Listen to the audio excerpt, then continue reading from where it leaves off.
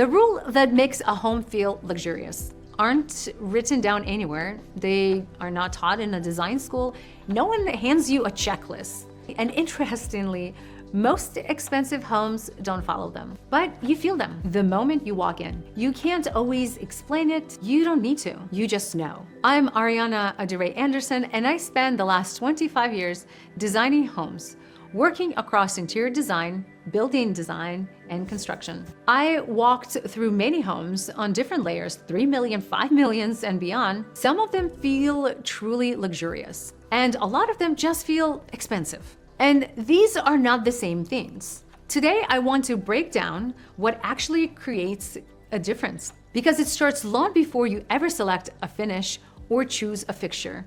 The first rule is simple. Luxury is spatial before it's even a material. When people hear they immediately think maybe it's the ceiling height. Yes, ceiling heights matter. But that's only one piece of a much larger picture. What truly defines on how a home feels is the layout. Where the living room sits, how the kitchen connects to the outdoor, where the private zones live, bedroom, quiet space, and how intentionally are they separated from more creative areas. In well-designed homes, these directions are deliberate.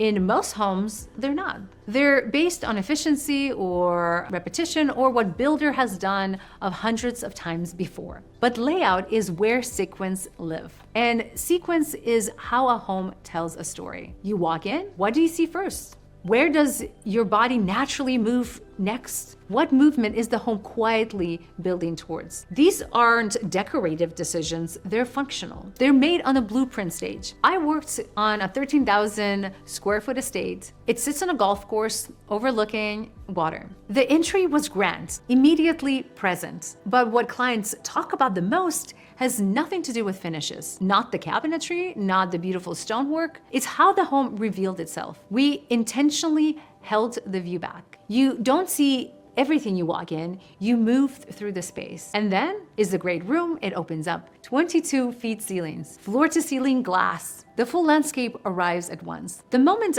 aren't lucky, they are designed. We mapped exactly what feeling would happen before the home was ever built. That's what layering does. It's choreograph express. And here's the reality. You cannot fix layouts later. You can change the light fixtures, reupholster furniture, repaint every surface, but layout is structural. Once you build it, you are locked in. That's why it's so important to get it right from the beginning. The second rule is proportion. And this is where the high-end home quietly can fall apart. People invest $40,000 into island custom finishes, and something can still feel off. It's not the quality, it's the scale. Proportion is about relationship, how one element sits within another. The height of a door compared to the ceiling, the size of a window against the wall, the depth of the molding related to the room. When proportion is right, you don't even notice. You just feel it. When they're off, even slightly, something feels unsettling. You adjust small things, rearrange, refine, but nothing quite fixes it because the issues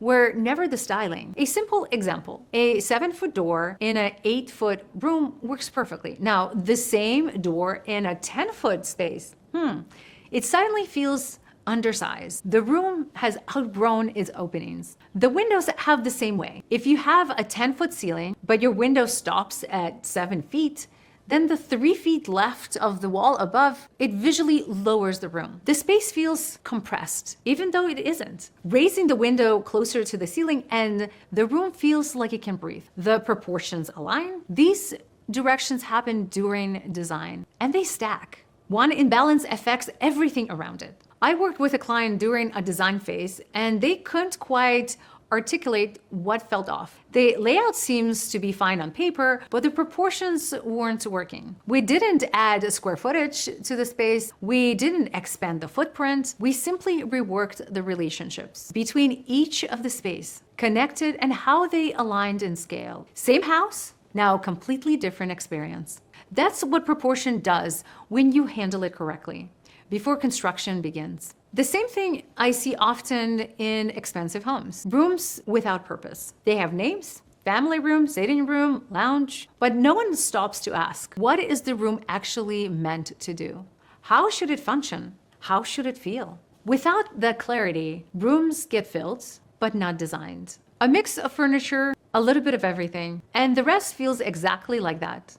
Unclear. At the start of every project, before selecting anything, I ask one question. What is this room for? And every room needs a defining moment, a statement piece. Not necessarily the most expensive items, but an anchor. And the element everything else organized around. It could be an art piece at the right scale, or maybe a beautiful chandelier to match the volume, a piece of furniture that defines the space. Without it, the room feels, well, unfinished, like something is missing, even if everything else is technically there. I worked on a floating home, incredible setting, right on the water, but we didn't rely on the view alone. Every space was intentional. Every room had a purpose and something that expanded it. When you walk in, you understood the space immediately. That's what intentional design looks like. Not filling a room, but shaping it. This is where money often gets misused. Statement pieces placed in the room that cannot support them. A $15,000 chandelier in the wrong space doesn't elevate the room. It highlights the problem. The issue isn't the fixture, it's the room around it. Expensive furniture behaves the same way. If the room is off, everything inside of it will feel off. You can't spend your way out of a spatial issue. The difference between an expensive and luxurious. Expensive is budget. Now, luxury is how thoughtful that budget was used. The investment that truly matter, the ones that you interact with every day. Doors and hardware, the way the doors close, solid, quiet, intentional. Flooring under your foot, is it a white plank, real stone, wool texture? Things you feel, not just see. Even something subtle as the plank with fewer seams creates a less visual noise, and less noise creates calm. Millwork too, well-proportioned trim, cabinetry, build-ins, they elevate everything around them. Thin or geometric millwork does the opposite. These aren't always the headline investments, but they're a quiet definition of experience of a home. At the course of all of this, what is the real difference? Was everything accounted for, not assumed or left for later? Thoughtful, intentional? When I review a design, I ask a question most people don't think to ask until they move in and are using the space. Does every room have a real purpose? Not just a label, but functionally tied to how someone actually lives inside the space. How will this room be used on a daily basis? How many people? How often? What does that require? How does the lighting move through the space? Morning versus evening? Does the room support both? Are the windows scaled correctly? Do the proportions support the room? Was all of this considered? In a home that truly feels luxurious, the answer is yes. Not because of a budget, but because someone asked the right questions before everything was built. That's intentional design. Not expensive, but accounted for. And these directions happen very early on at the design, at permitting, at framing, long before finishes ever come into play. Luxury isn't defined by material. It's defined by decision. Layout guides how you will move through the space. Proportions, what feels right without explanation. Rooms with purpose anchor by something meaningful. After 25 years of designing and building homes, the pattern is clear. Homes that feel the most elevated aren't always the most expensive. They're the most considered. It's not what was selected, it's how and when, and those decisions were made. Now, in the next video is all about timeless design. That's what allows our home to feel just right even after 20 years. So subscribe so you don't miss that episode, and I'll see you there.